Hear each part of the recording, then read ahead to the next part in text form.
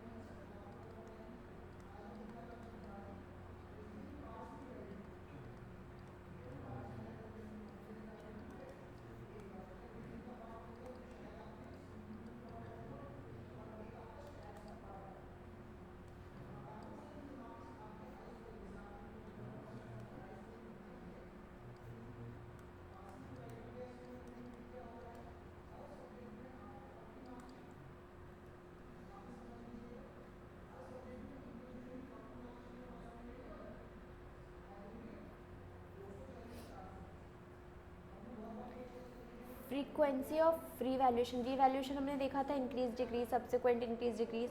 तो वो जो रीवैल्यूएशन है ना, कि एक एसेट में बहुत ज़्यादा चेंजेस आ रहे हैं, वॉलेटाइल चेंजेस आ रहे हैं, कि मतलब बहुत ही ऊपर नीचे ऊपर नीचे ऊपर नीचे होता रहता है, तो हम उसमें चेंजेस ऐसे बार बार नहीं लाएंगे, एनुअली लेकर के आएंगे, मतलब एनुअली रीवैल्यू करेंगे। और अगर इनसिग्निफिकेंट चेंजेस होते हैं, थोड़े बहुत थोड़े बहुत थोड़े बहुत, तो हम हर 3 से 5 साल में, मतलब हर साल करने की नीड नहीं है। और ऐसा कुछ डिफाइंड भी नहीं है एएस में कि इतने साल पर ही रीवैल्यू करना है, तो हम 3 ईयर्स 5 ईयर्स के गैप में उसको कर सकते हैं रीवैल्यू।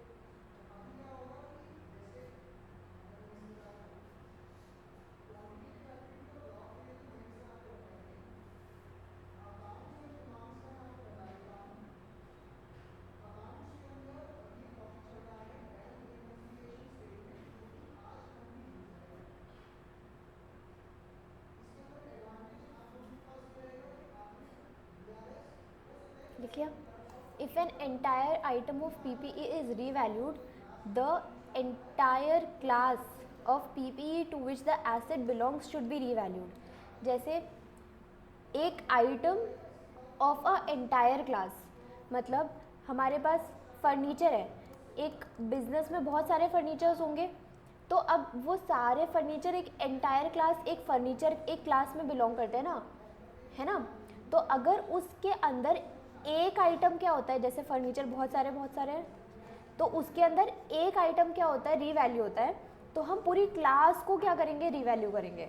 मतलब कि अगर कोई एक क्लास ऑफ PPE है, तो हम उसके सिर्फ और सिर्फ एक आइटम को नहीं, फुल क्लास को रीवैल्यू करेंगे। If an item of an PPE is revalued, the entire class of PPE to which the asset belong should be revalued. ठीक है, नेक्स्ट 15th, रीवैल्यूएशन टेक्निक।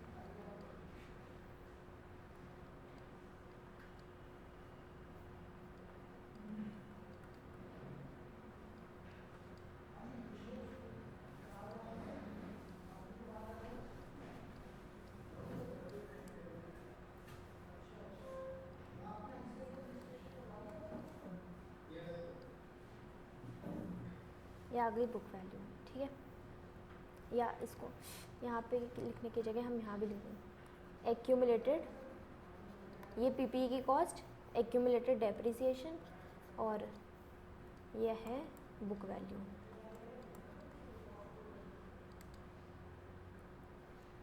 फिर PPE की कॉस्ट 1000 माइनस accumulated depreciation 400,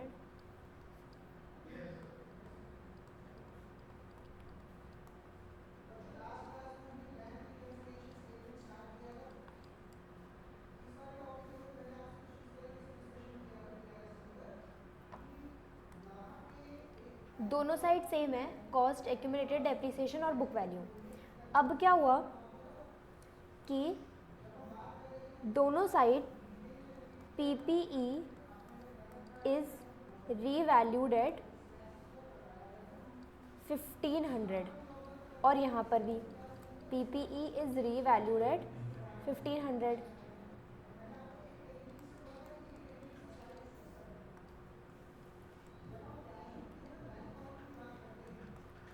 इधर हम revaluation अलग technique से करेंगे, इधर हम रीवैल्यूएशन अलग टेक्निक से करेंगे, ठीक है। हो दोनों साइड सेम रहे, अभी तक का सेम है। तो अब कॉस्ट हमारी कितनी थी, 1000,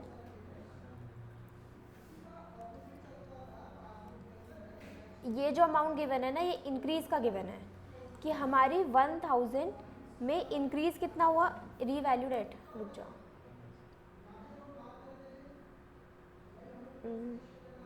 हाँ, इधर का करने से पहले ये वाला करते हैं। PPE रीवैल्यूड एट 1500 माइनस, जब हम डेप्रीसिएशन माइनस करेंगे ना रीवैल्यूड अमाउंट पे, तो एक्यूमुलेटेड डेप्रीसिएशन को निल कर देंगे। मतलब कि देखो, डेप्रीसिएशन लगता कैसे है कि हमारे पास आज एसेट आया, पूरे साल भर हमने यूज़ करा, डेप्रीसिएशन लगा, फिर वो माइनस हुआ, फिर दोबारा यूज़ करा तो फिर डेप्रीसिएशन लगा। लेकिन अब हम क्या कर रहे हैं कि हमारे पास तो एक चीज़ ख़त्म हो गई थी, अब उसे जो हमने इंक्रीज़ करा है ना, उसमें हमने माना कि अगर हमने आज ही इंक्रीज़ करा है तो फिर अभी हम डेप्रीसिएशन नहीं लगा रहे, डेप्रीसिएशन बाद में लगेगा। तो PPE की वैल्यू यहाँ पर 1500 आई, डेप्रीसिएशन निल आया, तो फिर यहाँ पर बुक वैल्यू कितनी आ जाएगी वापस से, 1500, ठीक है, हम इसे रीवैल्यू करके 1500 पे ले आए। अभी हमें इधर भी 1500 लेकर के आना है, लेकिन इधर दूसरे तरीके से करेंगे।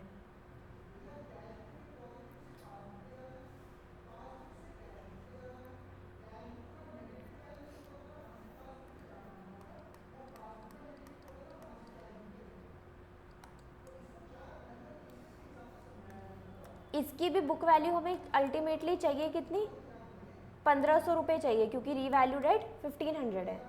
तो अब यहाँ पर हमें इस वाली रीवैल्यूएशन टेक्निक में हम क्या करते हैं कि 1000 में इंक्रीज करते हैं कितना, 1500, तो ये 2500 आएगा। और प्रोपोर्शनेट इंक्रीज हम डेप्रीसिएशन पे भी करेंगे।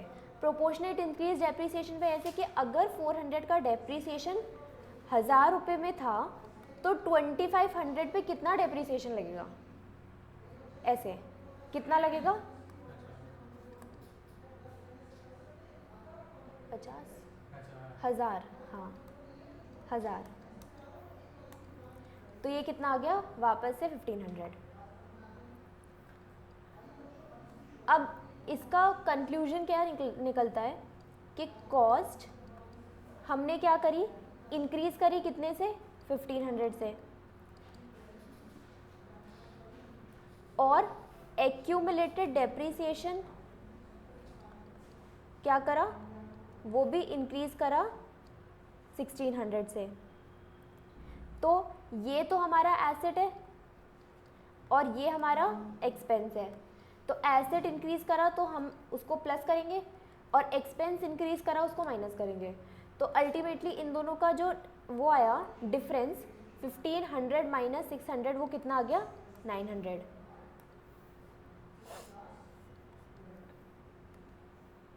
यहाँ पर हमने कॉस्ट इंक्रीज करी कितने से, पहले हमारे पास 1000 थी, अभी हम 1500 कर दी, तो 500 से, तो ये क्या हो जाएगा ऐड। और साथ में हमने एक्यूमुलेटेड डेप्रीसिएशन को क्या करा, एक्यूमुलेटेड डेप्रीसिएशन पहले 400 था, अब नील पे लेकर के आ गए, तो एक्यूमुलेटेड डेप्रीसिएशन कम करा 400 से, तो एक्सपेंस को कम करा, ये भी ऐड होगा, तो यहाँ पर भी आंसर कितना आ गया, 900। तो रीवैल्यूएशन का जो गेन आ रहा है वो तो 900 दोनों तरफ आ रहा है, लेकिन बस ये जो टेक्निक है ना, ये निकालने की अलग है। एक साइड हम रीवैल्यूएशन टेक्निक ऐसे लेकर के चलते हैं कि पीपीई में इंक्रीज करते हैं जितना हमें इंक्रीज करना, रीवैल्यूड अमाउंट को ऐड कर देते हैं, प्रोपोर्शनेटली डेप्रीसिएशन पे इंक्रीज करेंगे तो हमारी बुक वैल्यू आ जाएगी। यहाँ पर हम क्या करते हैं कि जो रीवैल्यूड अमाउंट है उतना ही लिखते हैं, लेकिन डेप्रीसिएशन निल हो गया और बुक वैल्यू सेम आ गई, ठीक है। इसके ऊपर एज सच कोई ऐसे क्वेश्चन नहीं आने वाला अलग से न्यूमेरिकल क्वेश्चन, बस हमने ये समझ लिया कि ऐसे रिवैल्यूएशन टेक्निक होती है अलग अलग दो।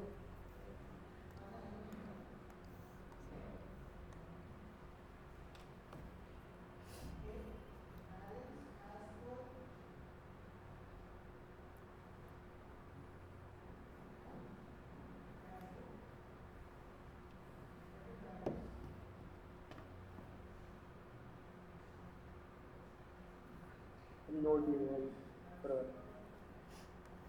क्या दिखाऊं, ठीक है, ठीक है, क्या बोल रहे हो, ठीक है, ठीक है।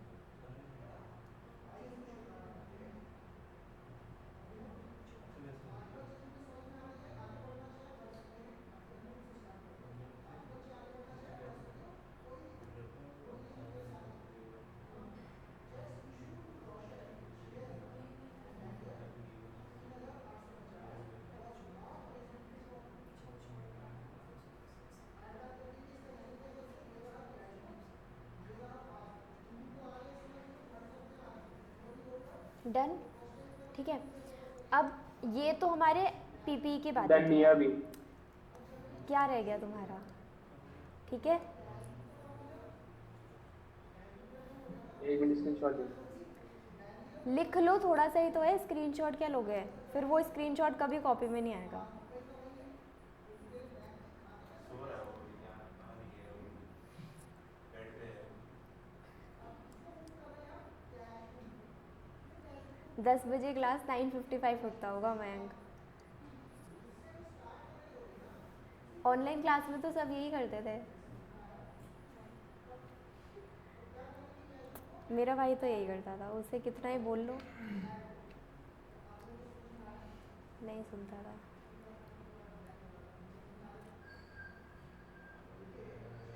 कान पर 2 लगाते हैं सही होता है। क्या? कान पे 2 लगा दोगे?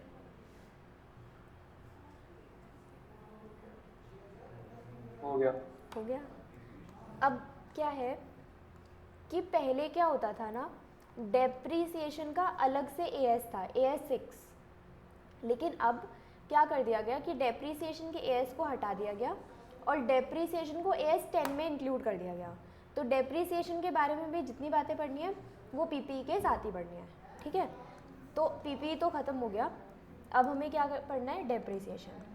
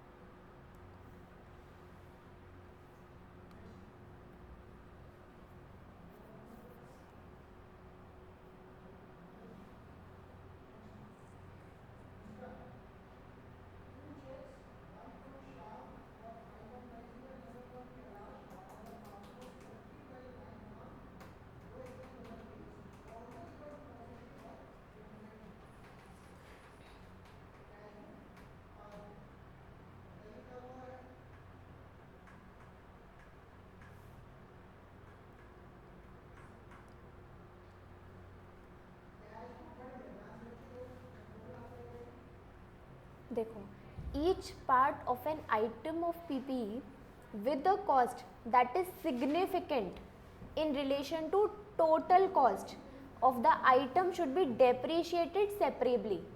जैसे हमने वो एक एरोप्लेन वाला केस देखा था, उसके अंदर हम रिकॉग्नाइज कर रहे थे। अब प्लेन के अंदर ऐसा होता है ना कि सिग्निफिकेंट पार्ट्स लगे होते हैं, मतलब कि एक पूरे एरोप्लेन की कॉस्ट है और फिर उसके अंदर ऐसे पार्ट्स फिट होते हैं कि जिसकी अपने आप में एक बहुत ज़्यादा कॉस्ट है। अब यहाँ पर सिग्निफिकेंट को एएस में सिग्निफिकेंट को नहीं एक्सप्लेन किया गया कि कितना अमाउंट, वो नहीं एक्सप्लेन्ड है, लेकिन सिग्निफिकेंट का मतलब कि एक अच्छा बड़ा अमाउंट है ना। अब जैसे एरोप्लेन है, एरोप्लेन में एक विंडो भी होती है और एक इंजन भी लगा होता है, तो एक इंजन की कॉस्ट तो बहुत ज़्यादा होगी, एक विंडो की कॉस्ट कितनी होगी, बहुत कम होगी। तो अब ऐसा नहीं है कि अब उसके हम हर एक विंडो को अलग से डेप्रिशिएट करेंगे, लेकिन हाँ एक जो ऐसा पार्ट है उसके अंदर जैसे कि इंजन, उसको हम अलग से डेप्रिशिएट करेंगे, ठीक है। तो each part of N item of PP, एक चीज़ होती है class of PP. Class of PP क्या हो जाएगा कि जिसके अंदर हमने वैसे ही तरीके के अलग अलग आइटम्स रखे हुए हों। जैसे हम इनकम टैक्स में पढ़ते हैं, आपने पढ़ा होगा, पता नहीं अभी तक पढ़ा होगा कि नहीं पढ़ा होगा, लेकिन हम इनकम टैक्स में क्या करते हैं कि पूरे क्लास ऑफ पीपी पे वो अलग अलग वो डेप्रिशिएशन होता है ना, रेट होते हैं। तो क्लास ऑफ पीपी के अंदर आइटम ऑफ पीपी होंगे बहुत सारे, है ना, और उस आइटम ऑफ पीपीई के हर एक आइटम का अपने अपने अलग अलग पार्ट्स होंगे। तो अब यहाँ पर हम किसकी बात करें, एक आइटम ऑफ पीपीई के हर एक पार्ट, ऐसा पार्ट जो कि सिग्निफिकेंट है as compare to total cost of that PPE, उसको हम अलग से डेप्रिशिएट करेंगे, ठीक है। Depreciation is recognised in the statement of PNL as an expense, ये तो पता ही है, ठीक है। तो बस हमें ये समझ में आया कि पूरे आइटम ऑफ पीपीई में जो कोई भी अगर सिग्निफिकेंट अमाउंट का कोई पार्ट होगा उस एसेट का, तो उसको हमें अलग से डेप्रिशिएट करना होगा।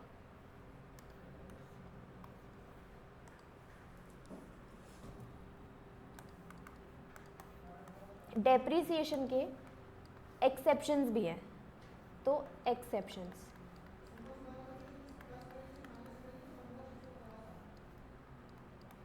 पहला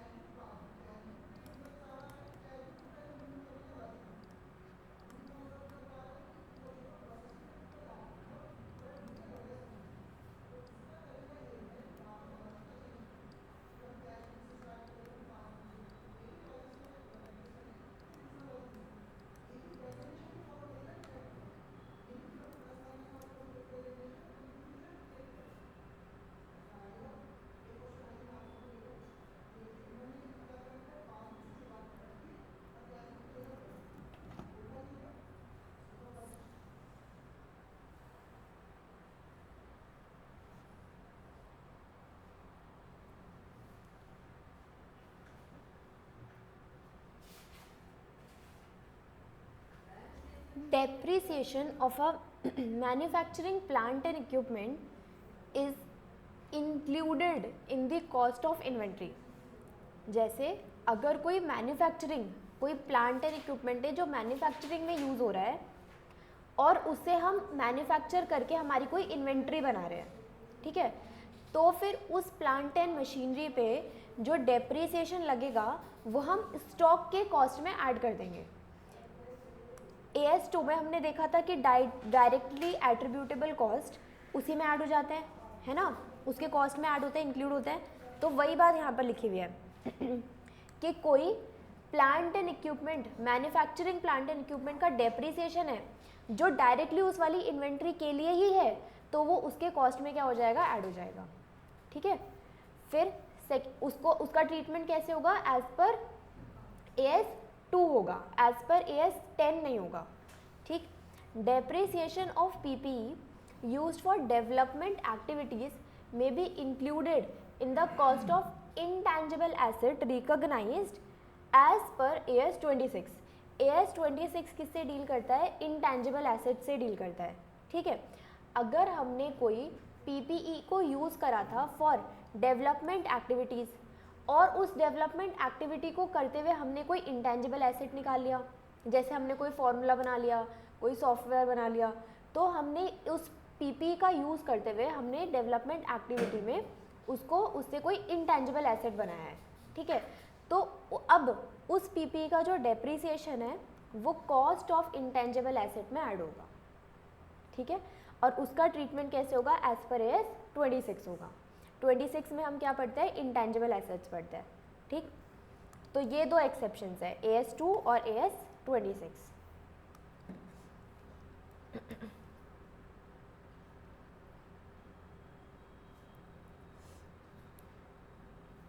next point number 3.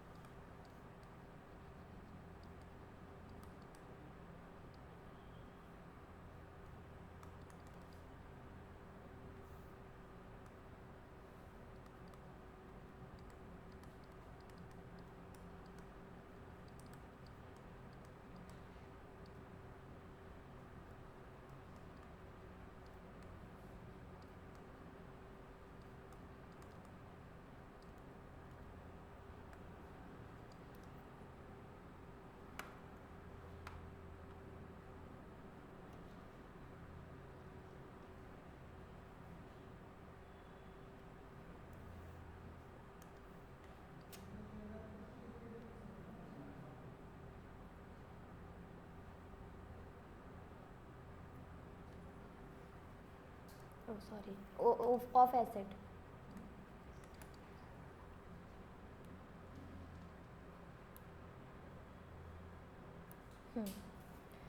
Depreciable amount, cost of PPE minus residual value. ठीक है. और वो दूसरा वाला फॉर्मूला भी पता है, अगर number of year of purchase, sorry number of years भी कर देता है divide. This amount should be allocated on a systematic basis over useful life of the asset. Systematic basis का मतलब है कि हम देखेंगे कि हमारा किस तरीके से, कहाँ पर हमारा बेस्ट SLM बेसिस लगाना होगा, या फिर कहाँ पर बेस्ट WDV लगाना होगा, या फिर प्रोडक्शन के अकॉर्डिंग लगाना होगा, तो वो हम डिसाइड करेंगे.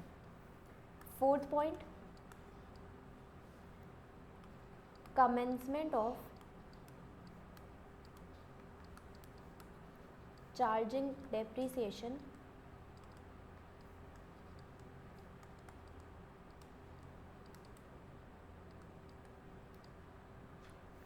From date of asset.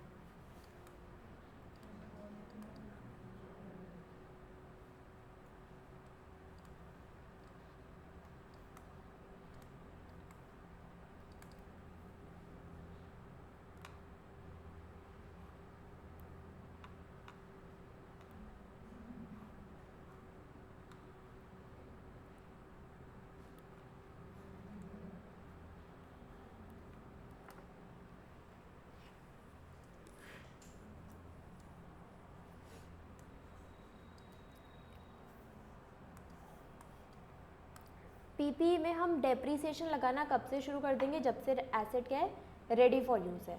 जब से हम उसको एक्चुअल यूज़ में लेकर आ रहे हैं तब से नहीं, जब से वो एसेट रेडी फॉर यूज़ है। जैसे कि हम कोई लैपटॉप लेकर के आए, लैपटॉप को बैग में डाल के हमने अलमीरा में रख दिया, तो वो डेप्रीशिएट तो होगा ही ना। एक इलेक्ट्रॉनिक आइटम ऐसे रखे रखे भी थोड़ा थोड़ा ख़राब होता जाएगा अगर हम उसको यूज़ ही नहीं करेंगे तो इसलिए कोई भी एसेट हम तब से नहीं उसको डेप्रीसिएशन लगाते कि जब से हम उसको एक्चुअल में यूज़ करें फैक्ट्री में। हम बस लेकर के आ गए और वो रेडी फॉर यूज़ है तो हम उस पर डेप्रीसिएशन लगाना शुरू कर देंगे। ठीक है, नंबर 5। अब डेप्रीसिएशन लगाना ख़त्म कब करेंगे हम, वो पॉइंट है कि डेप्रीसिएशन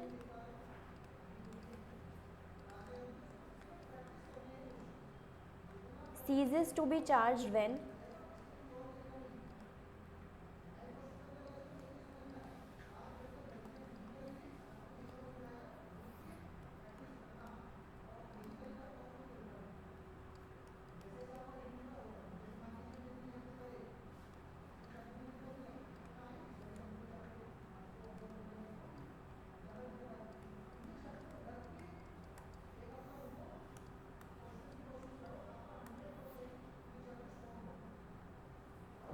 जब हमारी कैरिंग अमाउंट छोटी हो जाएगी और रेजिडुअल वैल्यू बड़ी दिखने लग जाएगी, हम उसको डेप्रीसिएशन फिर नहीं लगाएंगे एसेट पे।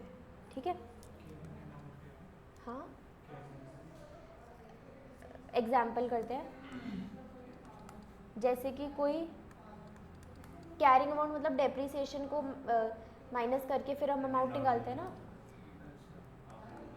10 लाख हमारे कॉस्ट था, माइनस किया डेप्रीसिएशन, माइनस करा हमने, सपोज 2 लाख रुपीज़ माइनस कर दिया तो हमारे पास बच गया 8 लाख।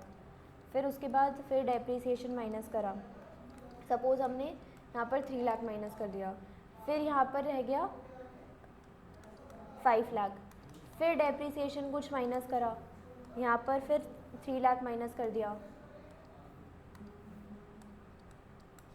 तो यहाँ पर रह गया 2 लाख। अब हम देख रहे हैं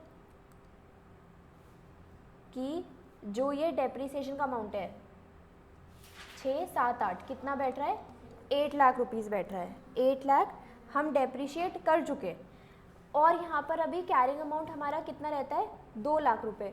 तो यहाँ पर हमारी कॉस्ट थी 10 लाख और ये 2 लाख रहता है, मतलब हमने 7 लाख रुपीज़ क्या कर दिया, माइनस कर दिया, उसकी वैल्यू को गिरा दिया। ठीक है, और डेप्रीसिएशन हम कितना ले गए, 8 लाख रुपए ले गए।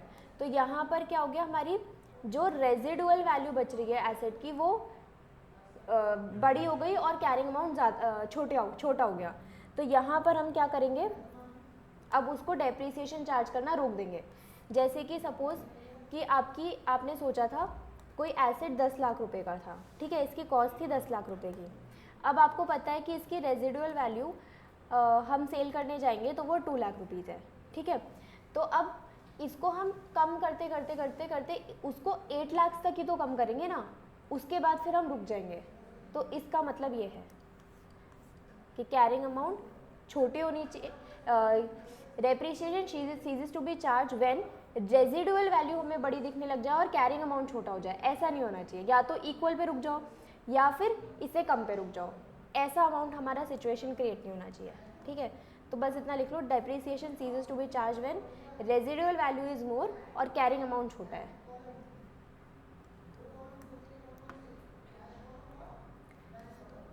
और ये बात तो सबको पता है कि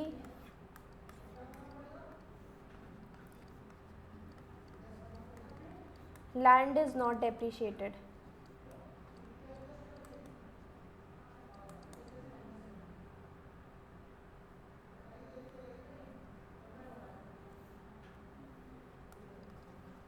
और हमारे मेथड्स कितने होते हैं इसके डेप्रिसिएशन के?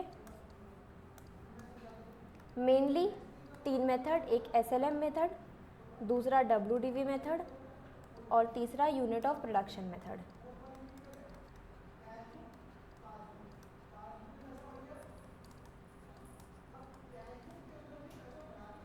SLM हम कब चार्ज करते हैं? जब हमारा कांस्टेंट चार्ज देना होता है, मतलब हमें हर साल सिमिलर अमाउंट ऑफ डेप्रिसिएशन देना होता है।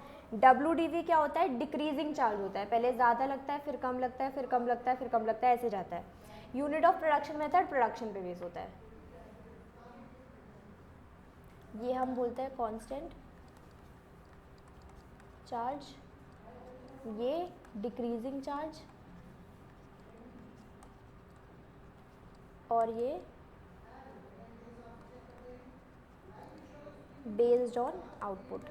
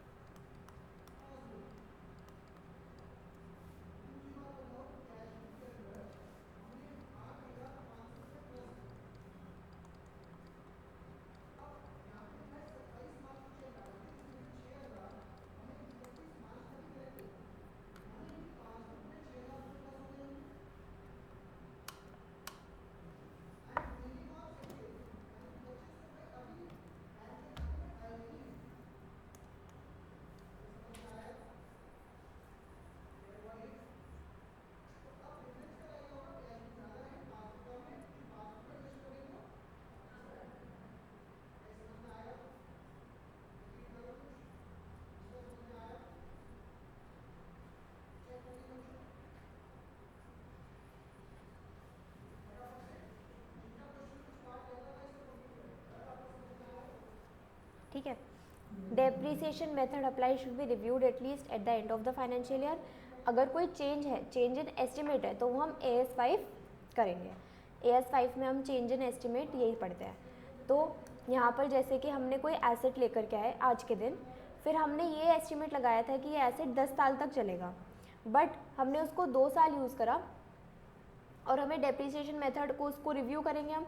2 साल यूज़ करा और 2 साल यूज़ करने के बाद हमें ऐसा लगता है कि इसकी वैल्यू अभी और 8 साल चलने की है ही नहीं, ये अभी और सिर्फ 3 साल चलेगा, तो हम उसके एस्टिमेट को फिर चेंज करेंगे वापस से, तो फिर वो AS5 में कवर होता है, AS10 में कवर नहीं होता।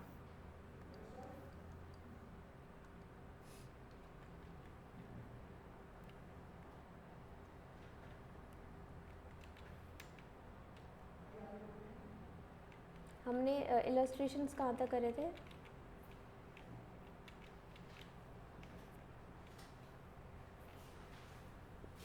नाइन तक शायद।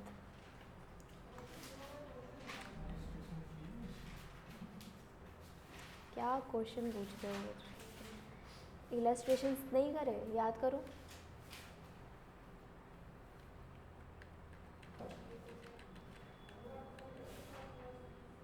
ये सब नहीं किया था, याद आया?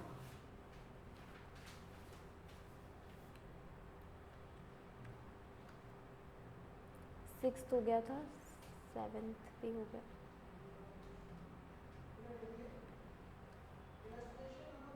नहीं, 10 से करना है, 9 तक याद है ना, ये हमने दो इसके अंदर ये उसमें देखे थे. What happens if the cost of previous parts inspection was not identified, the transaction in which the item is accrued. Derecognise कर देंगे उसको. Derecognition of carrying amount occurs regardless whether the cost of previous part was identified in the transaction. What will be your answer if it is not practicable? तो फिर cost of उसका estimated cost पे करेंगे. मतलब यहाँ पर हमने वो देखा था ना कि कोई एसेट है तो उसका पार्ट को हमें रिप्लेस करना है. रिप्लेस को हम क्या बोलते हैं, इंस्पेक्शन बोलते हैं. फिर उसमें जो पुराना वाला पार्ट होगा उसको क्या करते हैं, डी रिकॉग्नाइज करते हैं, और जो नया वाला पार्ट होता है उसको रिकॉग्नाइज करते हैं.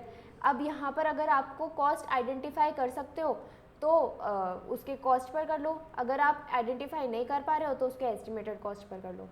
ठीक है.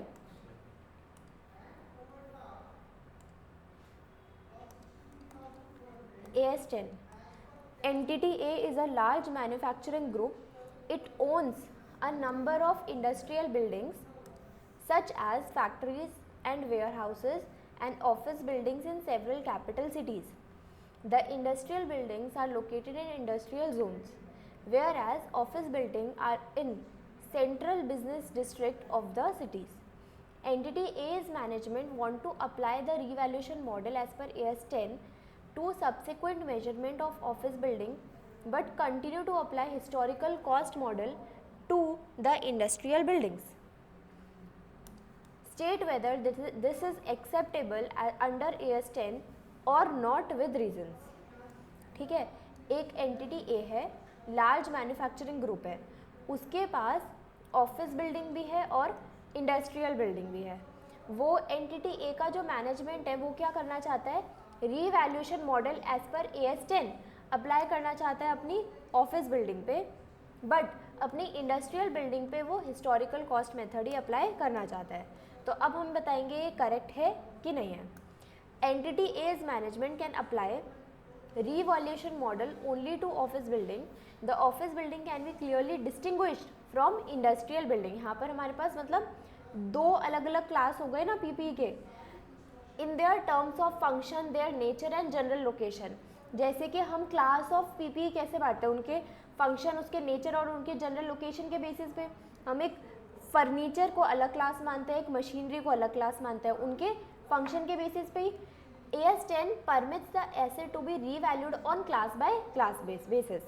The different characteristics of the building enable them to be classified as different PPE classes. Different measurement models can therefore be applied to these classes for subsequent measurement. However, all properties within the class of office building must be carried at revalued amount. और अगर हम सिर्फ एक item को revalue नहीं करेंगे, फिर हम क्या करेंगे, पूरे के पूरे क्लास को रिवैल्यू करेंगे. ठीक है. तो यहाँ पर अगर हम दो क्लासेस हमें पता लग रहे हैं उनके नेचर से, उनके फंक्शन से, दो अलग अलग बिल्डिंग्स, और उन दोनों को हमने अलग अलग क्लास ऑफ PPE पे रखा है, तो क्या हम इस पे अलग मेथड और इस पे अलग मेथड अप्लाई कर सकते हैं? हम अप्लाई कर सकते हैं, बिल्कुल अलाउड है एज पर AS10. लेकिन क्या करना होगा, हमें ऐसा नहीं करना होगा कि एक क्लास के अंदर हम अलग तरीके से मेजर कर रहे हैं और दूसरे आइटम को हम अलग तरीके से मेजर कर रहे हैं. पूरे ऑफिस बिल्डिंग पे अगर हम लगाएंगे तो पूरे अमाउंट को हम, पूरे क्लास ऑफ आइटम को हम क्या करेंगे, रीवैल्यू करेंगे उसके हर एक आइटम को. ठीक है. फ्रीक्वेंसी ऑफ रीवैल्यूएशन ये तो हमने देख लिया. ये दो टेक्निक्स थी, वही लिखे हैं, टेक्निक 1 और टेक्निक 2. ठीक है. टेक्निक 1 में हम एक्यूमुलेटेड डेप्रिसिएशन, एक ग्रॉस कैरिंग अमाउंट वाला, और technique 2 accumulated depreciation is eliminate कर देते हैं एक में डेप्रिसिएशन, एक में हम क्या करते हैं उसको प्रोपोर्शनेट बेसिस पे लिख लेते हैं.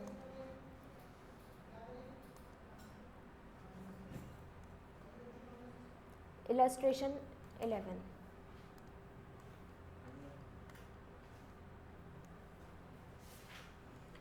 Entity A has a policy of not providing for depreciation on PPE capitalized in the year until following year, but provides for full year depreciation in the year of disposal of an asset.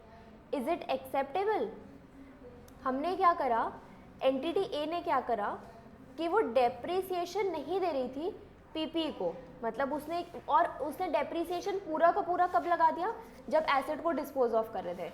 तो हमें ऐसा कर सकते हैं, हम ऐसा नहीं कर सकते, हमें क्या करना होता है हर बार। हाँ, depreciable amount of a tangible fixed asset should be allocated on a systematic basis। अभी हमने उसमें भी लिखा था नोट्स में कि हमें systematic basis पे उसको क्या करना होगा, allocate करना होगा। The depreciation method should reflect the pattern in which the asset's future economic benefits are accepted to be consumed by the entity. Useful life means period over which the asset is expected to be available for use by the entity. Depreciation should commence as soon as the asset is available for use, ठीक है, ready for use, not हम उसका actual use कर रहे हैं। Thus the policy of entity A is not acceptable।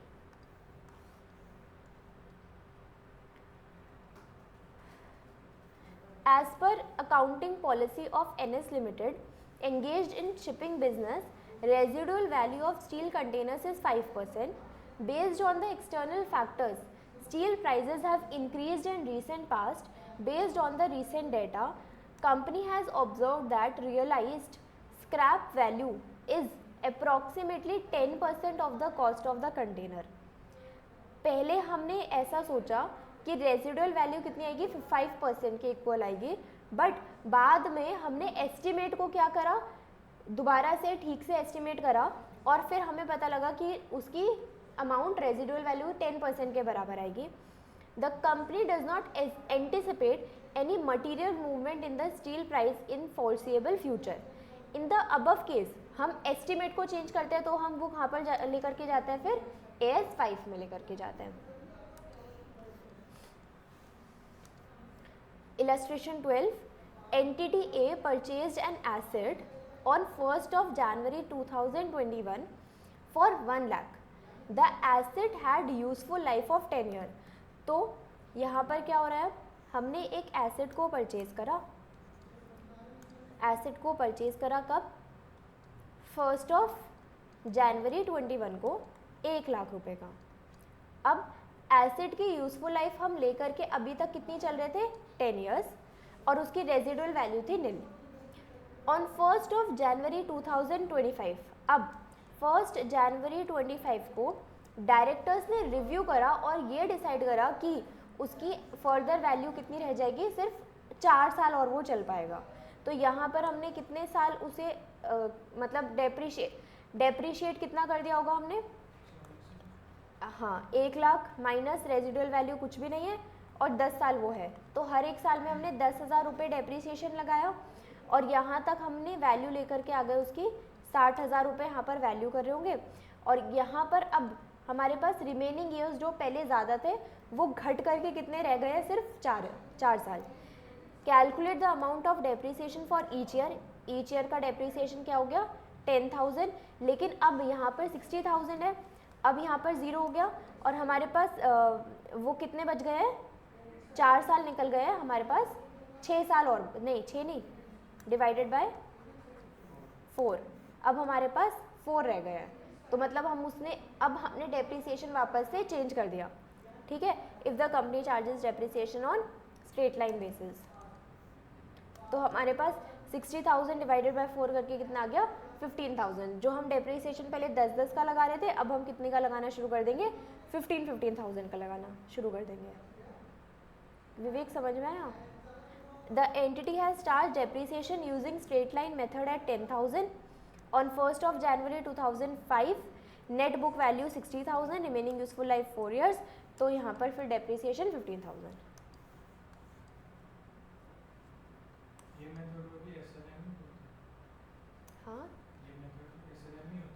हाँ, हम same amount of depreciation लगा रहे हैं ना, हमने यहाँ पर एस्टिमेट चेंज करा, लेकिन हम हर साल एक ही अमाउंट का डेप्रीसिएशन लगा रहे हैं ना, हम डिक्रीजिंग अमाउंट का डेप्रीसिएशन थोड़ी ना लगा रहे हैं।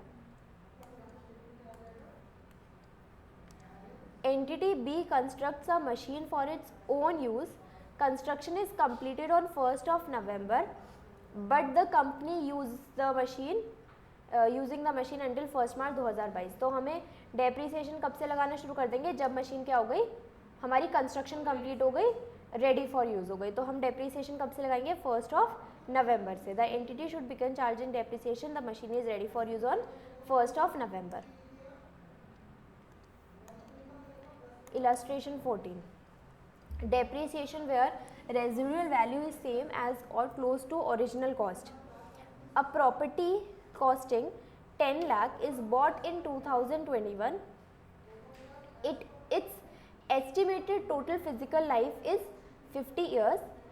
However, the company considers it likely that it will sell the property after 20 years. The estimated residual value in 20 years time based on 2021 prices is 10 lakh. जब कॉस्ट ही 10 लाख है और रेजिडुअल वैल्यू भी हम बोल रहे हैं कि 20 साल में हम मशीन को सेल करेंगे और 20 साल के बाद उसे हम कितने में सेल करेंगे, 10 लाख में ही सेल कर देंगे। तो डेप्रीसिएशन का अमाउंट क्या निकल के आ गया, 10 लाख माइनस 10 लाख, जीरो हो गया, है ना।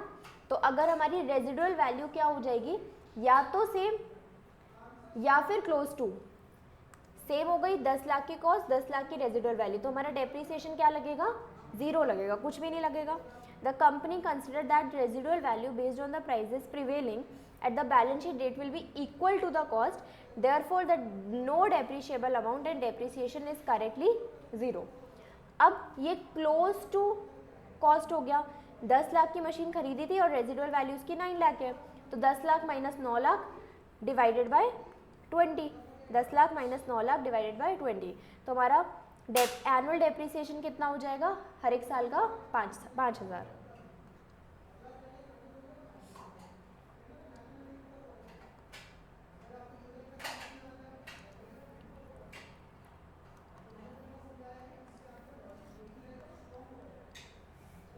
Illustration 15. Entity B manufactures industrial chemical and uses blending machine in production process. The output of blending machine is consistent from year to year and they can be used for different products. However, maintenance increase from year to year and a new generation machine with significant improvements over existing machines is available every 5 years. Suggest the depreciation method to the management. तो आपको ये बताना है कि हमारे पास 3 तरीके होते हैं method, straight line, diminishing, unit. इसको हम करते हैं कांस्टेंट चार्ज, इसको करते हैं डिक्रीजिंग चार्ज और ये आउटपुट पे बेस्ड होता है। अब आप बताओ ये क्वेश्चन को पढ़ के कि हमें यहाँ पर कौन सा मेथड यूज़ करना चाहिए।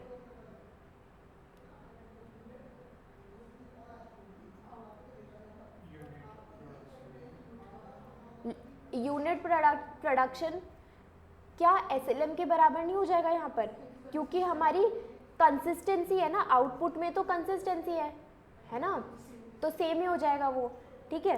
तो यहाँ पर हम एसएलएम लिख सकते हैं।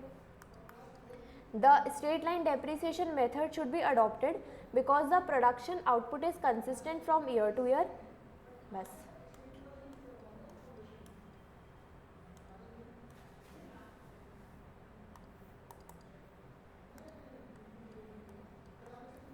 Entity A carried plant and machinery in its book at 2 lakh. These were destroyed in a fire. The assets were insured new for old and were replaced by insurance company with new machines cost 20 lakh. तो हमारे plant and machinery की book value 2 lakh रुपए बची थी और वो 2 लाख रुपए के वैल्यू के एसेट्स क्या हो गए, डिस्ट्रॉय हो गए फायर में। फिर हमारे पास न्यू मशीन की कॉस्ट कितनी आई, वो रिप्लेस हुई by insurance company 20 lakh rupees. The machine were acquired by insurance company and the company did not receive 20 lakh in cash compensation. State how entity A should account for the same. अब यहाँ पर उनको receive नहीं हुए 20 lakh in cash, तो अब इसको कैसे अकाउंट करेंगे, तो entity A should account for a loss in statement of PNL और derecognition of the carrying value of the plant and machinery in accordance with AS 10। तो सिंपल सी बात है कि जो हमें पहली बात तो लॉस हुआ, एक मशीनरी का लॉस हुआ 2 लाख रुपए और दूसरी मशीन जो 20 लाख रुपए की है वो भी इंश्योरेंस कंपनी ने बोला है कि हम देंगे, अभी तक हमें रिसीव नहीं हुई, ठीक है।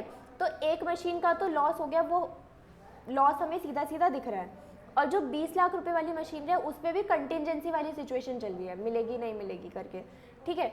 तो जो ये है इसको तो हम डी रिकॉग्नाइज कर देंगे, इसको क्या करेंगे हम डी रिकॉग्नाइज करेंगे as per S 10। Entity A should account for loss, loss यहाँ पर कितना वाला, ये 2 लाख वाला लॉस को हम पीएनएल में लेकर के जाएंगे, उसकी मशीन की वैल्यू को हम डी रिकॉग्नाइज करेंगे एज पर एस 10। फिर दूसरी बात यहाँ पर है 20 लाख की, तो वहाँ पर क्या हो गया, entity A should separately recognise a receivable. अब ये रिसीवेबल है, रिसीव्ड नहीं हुआ अभी हमें, receivable and a gain of income statement resulting in insurance proceeds under as per AS 29। Once receipt is virtually certain the receivable should be measured at fair value of the asset. अब AS 29 डील करता है contingency से, provision से, contingent liability से, contingent asset से, AS 29 भी हमें पढ़ना है। तो अब यहाँ पर कंटिजेंसी वाली सिचुएशन आ गई, रिसीवेबल रिसीव होगा नहीं होगा, तो वो हम कैसे करेंगे, एज पर एएस 29 उसका ट्रीटमेंट करेंगे, ठीक है।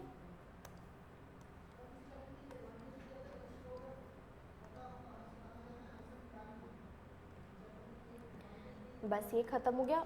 यहाँ पर ये जो लिखे हैं हमने डिस्क्लोजर लिखे नहीं है क्योंकि इसमें डिस्क्लोजर है भी बहुत सारे, एक जनरल डिस्क्लोजर है, एडिशनल डिस्क्लोजर है, disclosure relating to revalued asset है, वॉलंटरी डिस्क्लोजर है।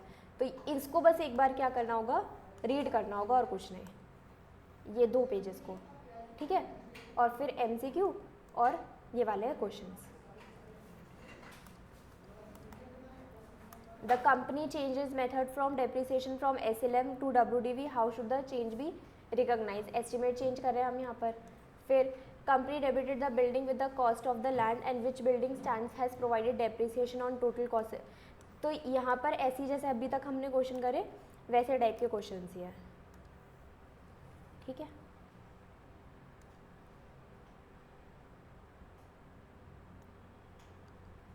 ये एक किया हुआ है सॉल्व, शायद नहीं समझ में आएगा तो मैं बता दूंगी, बाकी तो फिर आ जाएगा क्योंकि सॉल्व नहीं है।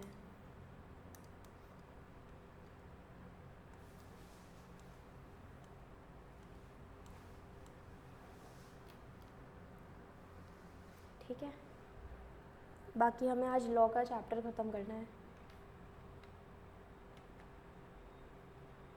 हो नहीं पाएगा, ट्राई तो कर सकते हो, 1 घंटा तो अकाउंट्स पढ़ा है, 1 बजे तक का टाइम है।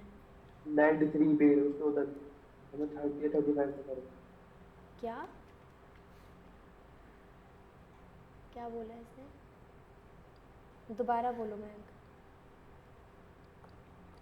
मैंने बोला है कि हमने 30 से 40 पेज करे, टोटल 93 पेज हुए उसमें। अच्छा